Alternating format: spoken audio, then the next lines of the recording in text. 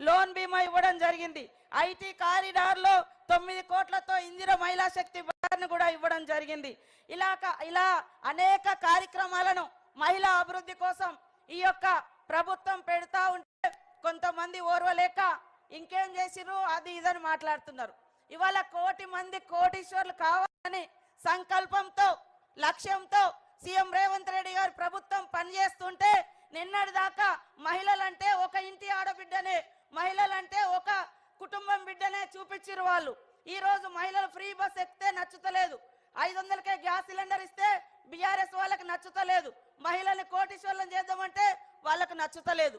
దయచేసి వాళ్ళ మాటలు పట్టుకుంటే ఒక 100 ఏళ్ళు వెనుకకు పోతారు. కాబట్టి మరి 100 సంవత్సరాలు మీరందరూ మీ కుటుంబాలు సంక్షేమంగా ఉండాలని ఈ యొక్క ప్రభుత్వం కోరుకుంటా ఉంది. కాబట్టి అన్నదమ్ముల ప్రభుత్వానికి